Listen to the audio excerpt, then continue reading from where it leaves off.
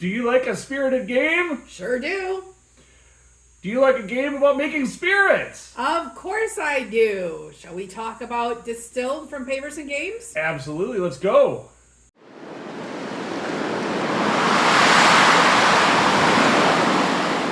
Welcome to Wisco Dice. Hey folks, I am your host, Conesy with the Most, and I am joined today by... Hey, I'm Suzanne. And today we're going to review Distilled from Paverson Games, and we're going to also include two, not just one, but two expansions to Distilled. First and foremost, the Africa and the Middle East expansion that came with the original Kickstarter and was available then, but is now been available for order through Paverson Games. And the Cask Strength expansion, which is brand new, and we're super excited to talk about all of this because Distilled and Paverson Games, this is something we've been in communication with Dave Beck, the designer, and talking long before this game ever came to Kickstarter. Yes. We have actually a couple interviews with the designer Dave Beck on our podcast that we did well before this came to Kickstarter. Mm-hmm. And we have been so excited about this game, and we continue to be excited about this game. Yeah, this game did make our top games of 2023. I think both of our lists. This was my top game, so we already feel very good about the game itself. So what we're going to do today is really break down the game itself, talk about it in more depth, what the expansions add, what you can expect out of the expansions, and hopefully help you make a very good decision whether you want to buy this game or pick up any of those expansions and add it to your game. It is worth noting that Distilled, the copy that we have, is the full signature blend, Distilled signature blend, all-in Kickstarter version. So there are a couple things in our version you'll see throughout the pictures and whatnot, like metal coins, that are not in the base game, the retail version of the game. And then it is also worth noting that the Cask Strength expansion was recently provided to us by Paverson Games, and we want to thank Paverson Games a lot for that. We would have bought it anyways, but we appreciate that. It's always nice to get that kind of support for the channel. And it means that we get to share our thoughts on this new expansion with all of you, which I think is a great opportunity. So, before we get into the review, make sure you smash that like button, and don't forget to subscribe while you're there. Of course, if you played Distilled or played with any of these expansions, let us know as well in the comments below what you think about the game and what your experience has been like with it. And with that, why don't we still go ahead and talk about the review of the game? Let's get into it. All right. So we're going to start with gameplay, and gameplay is basically 7 rounds where whoever has the most effectively points at the end of the game is going to be ultimately the winner. And you start the game as inheriting this distillery from whatever generation of family or whatnot that you inherited from, and you decided to, in your role, you're going to bring back the fame and fortune of this distillery through some hard work and hopefully amazing spirits. Hopefully amazing spirits coming out of your distillery. And so each round, it's broken into 7 rounds, and each round you're going to have several phases of the round. From these phases all work together and kind of stack and layer on each other. The big phase for the round really, or the big 2 phases, are going to be the market phase and the distill phase. Those are the rounds everybody's participating in every round of the game. Mm-hmm. And it's essential that you make you make 1 spirit every round in order to have a chance at victory. Yes. So distilling a spirit, mm-hmm. but not necessarily selling the spirit mm-hmm. every round. And you'll see the distinction later on as we talk about the game. But so during the market, start of the round abilities just kind of trigger, there are a few things like get a coin or get an ingredient or whatever that you may acquire on certain cards, distillery upgrades. But during the main part of the round, during the market phase, this is where players take it in turns purchasing a single card from the market for a certain amount of money, and then ultimately adding that to their supply, either as new distillery upgrades, new ingredients, or even new special barrels and bottles that will improve their chances or ability to make additional spirits. Or make it more attractive to the buyers. Mm-hmm. Absolutely. So Get unique flavors, whatnot in. Fun bottles and everything. Yep. Then we move on to the distill phase. This is a phase where all the players will take all of the ingredients and determine at least 1 water, 1 yeast, and 1 sugar to put in and distill with, and put into their wash bag to go ahead and distill with. When players do that, they will then add 1 alcohol card per sugar that they've added, plus any extra alcohol cards if they have any special abilities or they have special ingredients like turbo yeast to add an extra alcohol card. Then they take these set of cards and they shuffle them all up, and you remove the top and the bottom card from the stack. This is very similar to what distillers do in the actual distilling of alcohol, where they'll remove the top 10% and the bottom 10% of the actual spirit itself, because those are actually poisonous, but they're able to be reused in the next batch of liquor or spirit that they make. So instead of just throwing those 2 cards out and sending them back to their appropriate discard piles, you actually put them right back in your pantry for use in a following round. Once you have whatever's remaining left in your what they call a spirit stack, which is basically this deck of cards at this point that you have remaining, you'll go ahead and compare against recipes you actually know how to prepare on your player board to see if you've actually successfully made anything anywhere from like moonshine to a fine, wonderful whiskey or some other spirit based on the game tequila. based on the game that you're playing. Yes. Once you've got your spirit and you've added a barrel to it, because every spirit needs to be put in a barrel once it comes out of the still, it is now time to determine, is this a spirit that you can take to market right away and sell? Spirits like vodka and moonshines, as soon as they come off pretty much off the still, with minimal aging time, are ready for sale right away. Those typically go into a metal barrel of some form, but spirits that need to be aged, like say a whiskey or a tequila or a rum, will get placed in say a wooden barrel or even a clay barrel, and put in based on the recipe instructions and placed into ultimately will be held. You'll hold on to that until the aging phase. Players will sell. Then in the sell phase, players are selling those spirits. They'll need to add a bottle because you can't in order to take it to market. Here, have some liquor from my hands. That doesn't work. Yep. So and then so go ahead and take those bottles to those spirits to market and sell those, getting in a certain amount of cash based on the cards that are in the stack, as well as a certain amount of victory points. Then you'll go on to the age phase. That's where spirits go to your warehouse. You can store up to 2 spirits every round in your warehouse. Spirits then get an flavor card immediately when they go in during the age phase, and then each aging phase that they stay in your warehouse and haven't been sold, in the future rounds, they'll go ahead and get an additional card added to it. Now these cards are hidden. You don't know what they are. So you have no idea what flavors you're adding. There are certainly effects and distillery upgrades and certain types of barrels that will affect your ability to how many cards you put in right away, or allow you to be able to view these flavor cards, just very much like real people who are distilling various spirits and trying to get certain flavors. Once you're done with the age phase, you kind of wrap up the round, and during end of round, pass the first player token, and just rinse and repeat until you get to the final round of the game, at which point you tally up some in-game scoring and determine who the winner is. Yep. Yeah. So that's really an overview of the game. Yep, and to help you focus on what you want to create, each player has their own special owner that has a signature recipe that you are trying to create. And also you are given distillery goals, which are hidden end game scoring cards that can help you, let's say, hey, you need to collect a lot of bottles from this area or create this type of recipes. So there are some things like that. There's a lot of asymmetry to Distilled, both in that distiller who also usually has some form of special power or ability. Also, the starting resources are going to be asymmetric, as well as that signature recipe is going to vary from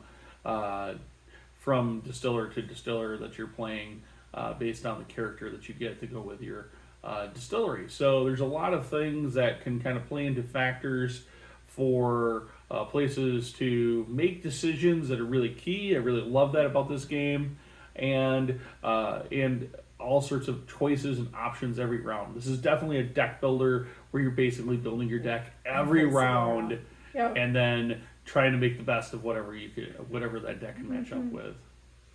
So. With that, should we talk a little bit about the quality of the components and the components that come in the game? And let's start with the card stock components. What did you think of those? Well, I think it's spectacular. And remember, we do have the most deluxe version that we could back on Kickstarter. So we're only rating the components that we have seen and used.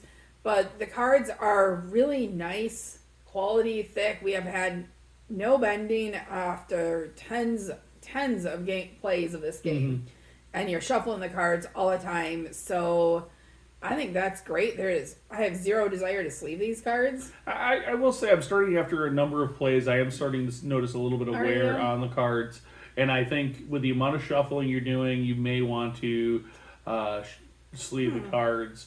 But there are a lot of cards. Adam, I guess. There are a lot of cards in the box. And even after, I don't know, probably at least 10 plays of our copy, both between conventions, the number of times we've had it hit our table as well, it is still holding up real well. The card stock's really good, and that is the card stock and the cardboard, like player boards and whatnot. Those are production, like those are the same quality, whether it's the retail copy or if it's the all-in Kickstarter. The big difference, one of the big differences for us from an all-in Kickstarter perspective, is that we have the metal coins, which, of course, if you have the option to play with metal coins or cardboard chits for coins, I always prefer the metal coins. There's just something satisfying about them. Yeah, the metal coins are very nice. You have recipe cubes, which are like standard wooden cubes, but they have this metallic sheen to them. Yeah, the metallic paint is really nice. Yeah, it just elevates it a little bit. So I really like that. Conesy mentioned the cardboard that you have for the player boards. Some of them, it's actually dual layer, which is great because then you don't have all your components lying around. Note that they're dual layer, and up to this point, we haven't seen warpage with that dual. Oh my gosh, boards, not at all. Nice. Not at all. I mean, it's quality, like how everything was cut out and manufactured. The paint, was clear, and it's easy on the player boards to know what goes where. And keep things organized. Couple of little minor complaints when we talk about the components. One, the text on the cards is a bit small, and it can be hard to read, especially if you're playing a 5-player game on a larger table. This is something that, having talked to the Paverson Games, that may get corrected in a future reprint of Distilled to have larger font on the cards for easier reading. I'll appreciate that as I get older, and being able to have a bit larger text on cards becomes more important.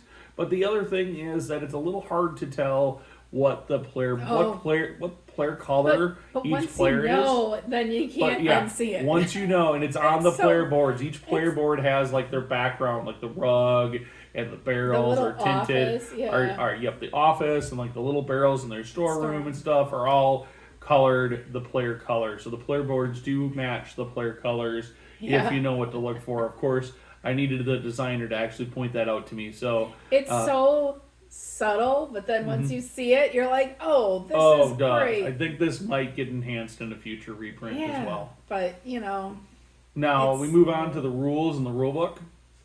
So one of the best things in this game, and I have to give extreme credit to, is the player aid. You basically have everything you need to know, all the iconography, all the steps for a round, end game scoring on the double-sided. Small, too. It's not a huge It's like player aid. It's like a 5x7 index Yeah, card. I mean, it's bigger than a 4x6 standard index card, but it's, absolutely. Yeah. So you don't have to spend your time while you're playing the game referring back to the rule book. Yeah, there's no need to.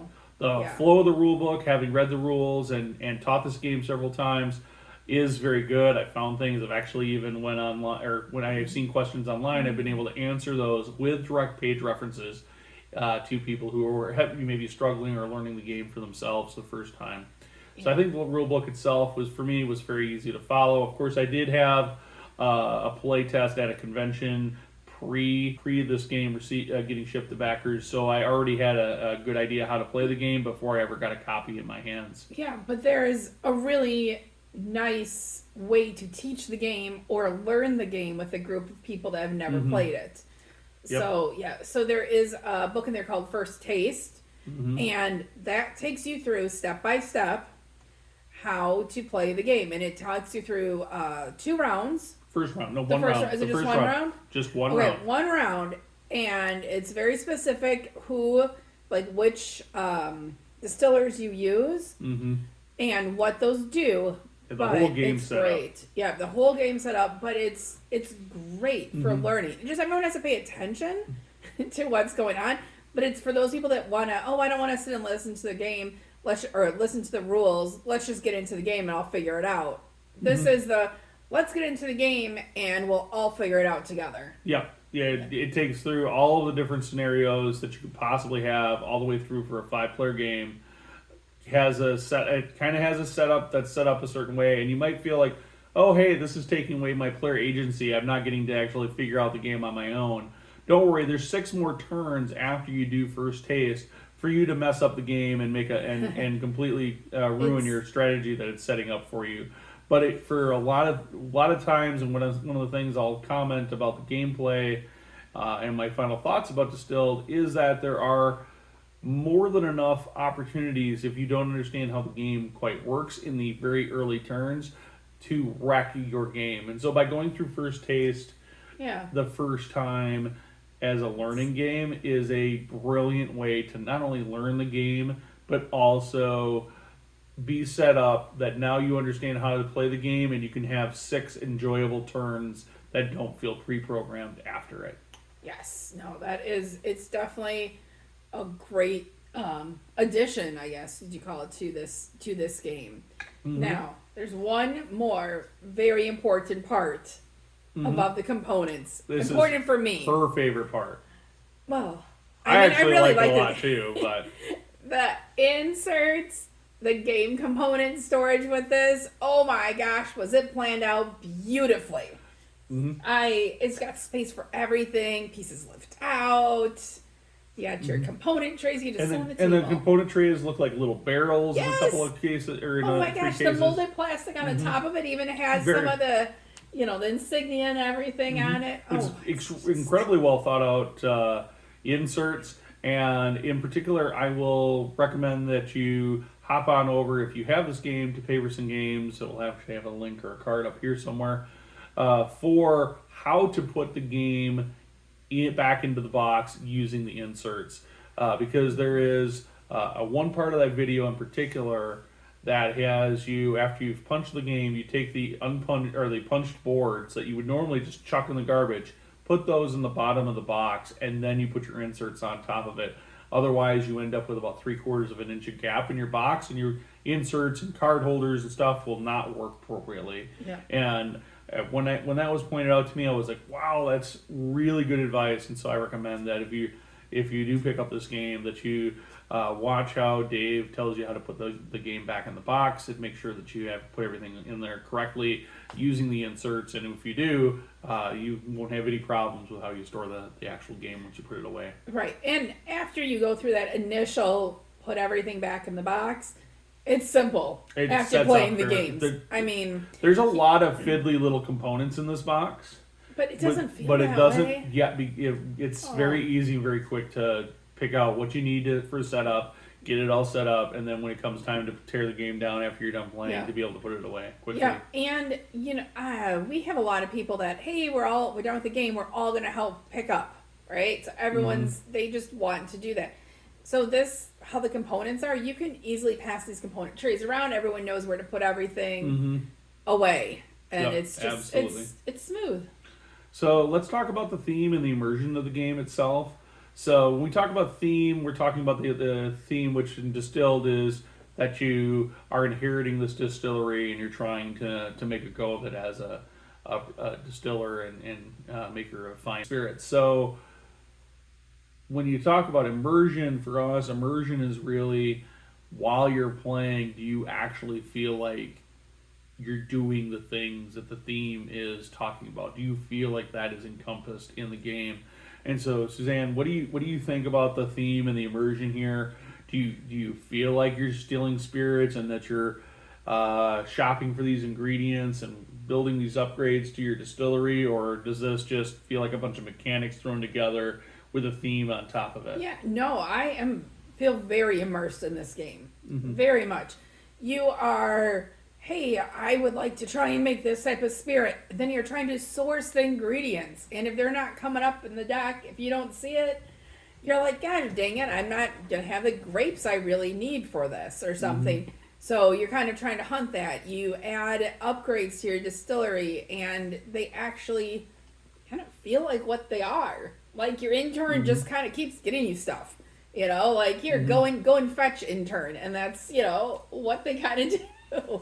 I certainly love the fact that things like the thought about, like, okay, you shuffle your spirit stack after you distill, you put everything in your wash back and you shuffle up those cards, and then there's the thought of, okay, well, how do I represent taking the top 10% and bottom 10% off of the still when you're making, I'll just discard the top card and the bottom card, and we'll let you reuse those cards as ingredients later. Like, that embodies that part of the distilling process very much. The fact that you have to, hey, we're going to take a spirit to market.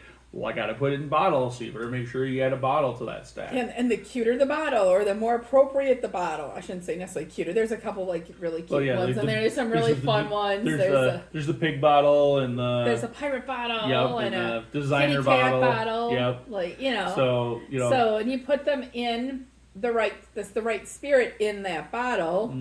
Like if you put rum in the pirate bottle, it ends up being a little bit more points and stuff. And then when you are distilling the spirits, you don't know if it's going to turn out what you want, like you expect it or not. So that's there's like this bit of tension that comes when you're taking them off every time. And there's ways that you can mitigate that as you get to you establish your distillery more and more. You may add upgrades.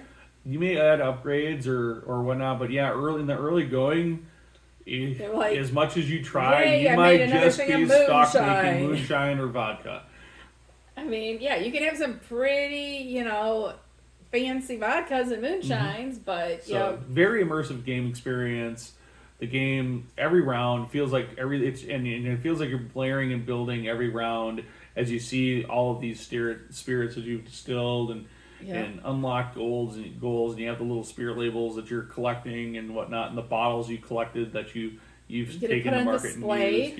Yep, you get to put your bottles on display, and you do display them and you admire them at the end as part of the end game scoring and stuff. And I also like that if you are aging your spirits, you kind of are watching all these other people. Oh, they have money. Oh, they have points. And you're sitting there waiting, and then you're like, and then all of a sudden you're like, ooh, I get to, sell my stuff, and you just kind of catch up, and so. So I mean, I will say, I think there's a really good balance of in-game mechanics to make the game work right, as well as really a lot of immersive things and mechanics that really bring out the theme of the game and help make you in the moment keep thinking like, hey, I'm distilling this thing, or I'm working this distillery to bring these products to market. So I really do like the theme and immersion of this game. I think it's one of the better things about it, and I really do, especially as I think I've always really liked games that have very good theme and immersion themes that also you feel like you're immersed in that experience while you play the game. And this game is definitely one of those. One other thing I think this game does really well with the theme and immersion is that you are absorbing knowledge on how different spirits are distilled and what goes into them. Most of the time. So you can call this an educational game. Most of the time. The more I play there's maybe some stretches when we talk about because there's 3 sugars in the game, like plant-based sugars, grain-based sugars, and fruit-based sugars, and why maybe you're throwing certain types of plant-based sugars into a tequila might be a little bit of a stretch, but it all in all, it works. It works really well. That it's good. Hey, this does not have a fruit in it, so yep. It's pretty good. So anyway, that is Distilled, the base game, and what you get into it, what we think of it. I'm very, very high on this game. It was my top game for games that came out and were released in 2023. One of my most played games when you talk about playing it in the at the tabletop in 2023. I've already gotten it to the table 3 times, I think, this year. In January now, so it's been, we're like halfway through the month, so definitely is one of my favorite games. So yes, I really enjoy this game. I've not played it nearly as many times as Conesy has for a variety of reasons, but I enjoy it, and I also enjoy that people don't seem to be too upset if they lose the game. No, because it's just the fun of and the experience of doing it and seeing what's coming up. So no, I've jumped at every chance I've had to play it. I absolutely love this game. So let's talk about next the Africa and Middle East expansion. Now this expansion came out with the original Kickstarter, but after it came out, I believe it was only available as a Kickstarter backer. Yeah. You may have been able to get it from Paverson Games at like some of the conventions they were at. Yeah. My understanding is it's recently coming back in print for you to pick up through Paverson Games and hopefully at your local friendly game stores here soon. What does this expansion change about the game? Plain and simply, it's just, in my opinion, it's just more of the core Distilled. More distillers, more cards, and of all the types, and more recipe boards that allow you to swap up and make the game have more varied play.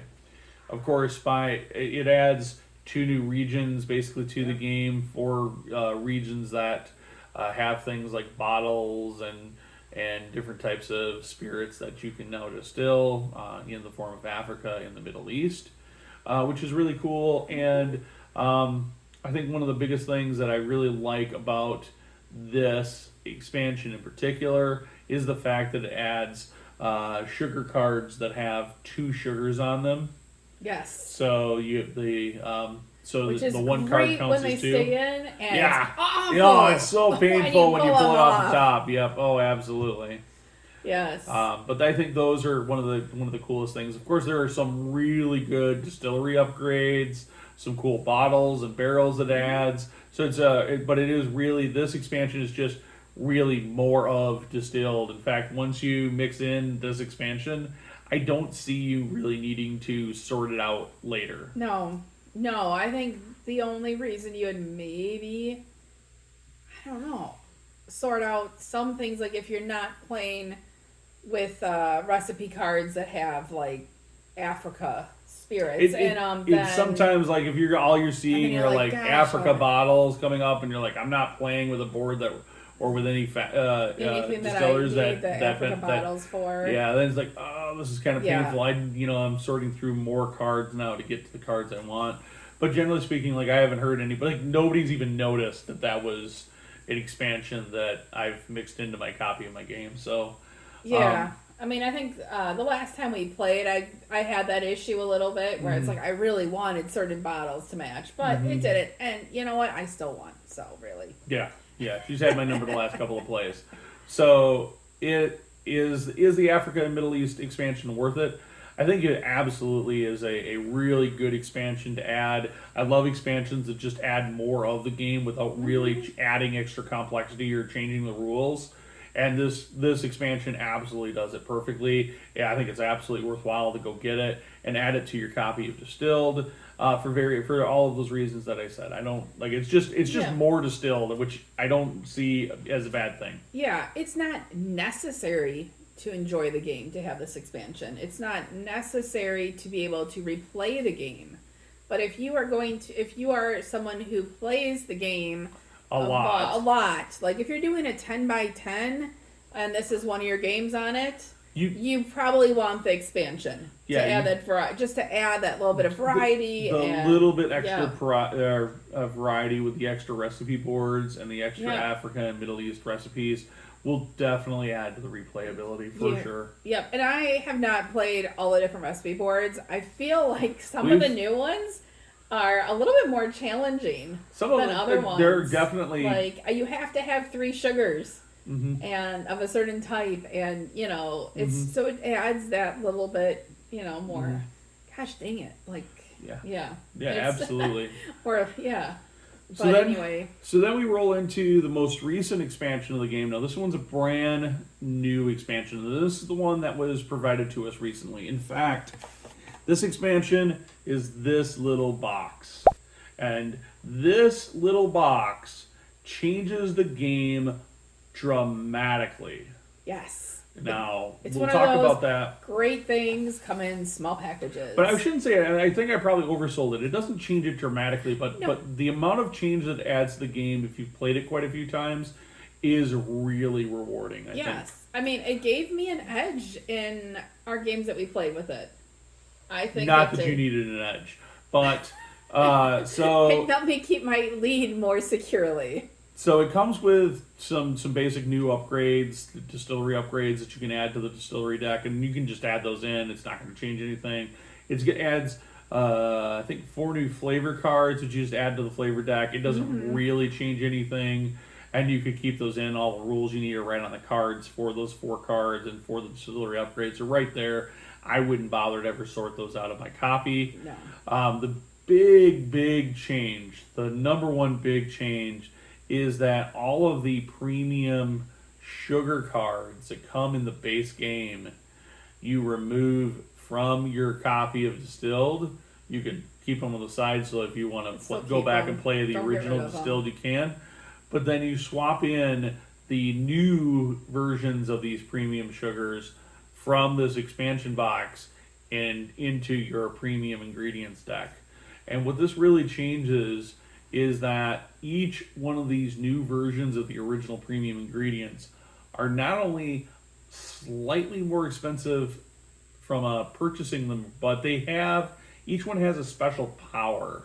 Like, get an extra money for every wheat sugar or grain sugar you have in it. Or if this is in your spirit stack, then you get to do X. Yeah. So really cool, really unique little special powers that give you little extra rewards if those ingredients are in the spirit that you're taking to market and selling, which is really nice and adds a little extra flavor and gives you a little bit more reason maybe to fish or hunt for certain ingredients because you know the rewards are going to be key to your strategy. Now, one other piece that was really unique were the market condition cards or whatever. I don't remember what they called it in the expansion, but maybe you want to talk about those.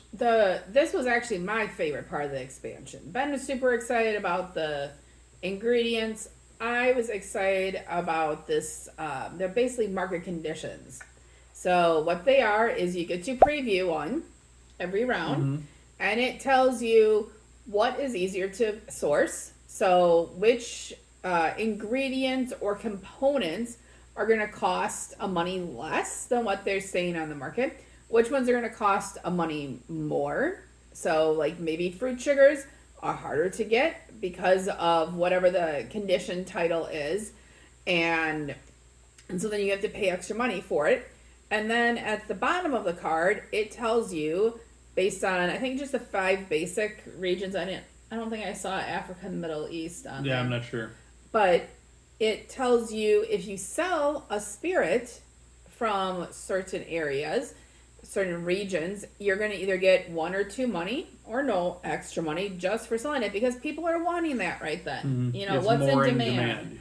So, and you get to preview that, and then the following round, that's what's in effect. So it was great fun to try and plan a strategy out of what I'm going to make this round, what I'm going to make next round, what I'm going to sell. And I think I did not do the best job optimizing it, but You trounced me still, though, but... I mean, those, like 2 money here, 1 money there, saving a penny. What's a penny saved is a penny earned, so it all adds up. The Cask Strength expansion added all sorts of new mechanics and changes to the way the game worked without, I don't think, really changing the way the game works. Like, right. You get a little bit slightly better rewards for doing certain things, and I thought there was a little more, like the time before that I had played Distilled with 5 players, before I played with the Cask Strength expansion, I played it and everybody was like, well, why would we buy premium ingredients? We'll just take the cheapy basic market ingredients because they're cheap and money was really scarce, really hard for them to come by. Because they were buying the cheaper ingredients, so you don't partially. Get any, I mean, the net reward, it felt like, was maybe a little low in that game suppose. For what? Yeah. Because you spend like 4 coins to get this ingredient that gives you 2 coins when you sell it as part of the spirit, and then you get a point. Like, it's not quite an even payback. So I mean, there was some struggle at the table. Now all of a sudden, those premium ingredients. Not only do you get, like, say, the 2 money, but oh hey, if I have for each water I have in this one, it'll also pay out an extra money per water or something like that. Yeah. All of a sudden makes that far more attractive to be able to acquire, and really adds a little extra depth. And then you're right, the market variability really. Like, you could really capitalize, and I really felt like you were capitalizing quite well on that. Yeah, so one thing in previous games, it seems to be those that barrel age or age their spirits do really well. I don't know. I just have not latched on to the aging. I'll age a spirit, usually a game, but I don't go all out like Conesy does. So I always go all out. I've won the game doing non-spirit age. Okay. Well, so I prefer to not age them, but I feel like that the market variability aids those and evens it out a little bit for how much money flow, what the money flow looks like, and the point flow looks like a little bit. Maybe a little bit. I think the big thing that it changed up, is that you need to keep that in mind a bit more, as part of your strategy. There's definitely certain distillers that lend themselves to certain styles of play, whether it's aging spirits or whether it's non-aged spirits. Yeah. So it's really cool both ways with the way that plays out. So, is this expansion worth adding to your copy of the game? I'm going to say it's tiny and cheap. Yes, add it. But in reality, if you're on the fence on whether you spend the extra, I think it's $15 for it. US dollars, anyways, $15 US. I would definitely encourage you, if you're finding Distilled getting to the table quite often, where you're getting even like 4 or 5 plays a year, I would definitely encourage you to check out the expansion, because you're probably like me, that you enjoy the game enough that you're going to actually try it out and play with it. And a good chunk of the components are totally reusable and can stay in the game without having to sort them out. They're really the only thing that you would have to sort out or swap back and forth are going to be those base game premium sugars, which it's really up to you. I'm not sure in the future if I will play it now with the base game sugars. I think I might just leave it with the Cask Strength stuff in there, because I don't think it's going to hurt new players at all. I think if a table was completely new players who had not been exposed to this game yet, and depending on what their skill level is with gaming, it might be a little overwhelming it is one extra mechanic to try to keep track of. And to do well with those being in there, you need to understand what other ingredients you need. Yeah, I can see that. So I would say, though, between having this expansion in or not, I definitely would want this expansion. I like the extra changes it puts to the marketplace. Like, that was just for someone who's maybe nervous and not quite getting maybe even just the how to create a good spirit, you've got that extra little help to help plan what you're going to do, or just, give you a little boost, make your money go a little further. Yeah, no, it absolutely is great. A great little expansion, great idea, and a great way to just throw enough at new stuff at Distilled to make it feel fresh. Oh, the best part of both these expansions is they fit in the box, no problem. With the inserts, yep, absolutely. Yes. So, Distilled by itself, it's a really full, complete game experience that you don't feel like it needs an expansion. We definitely strongly recommend. It's getting the Wisco Dice seal of approval, and recommend one of our highest recommendations for adding 2 game collections.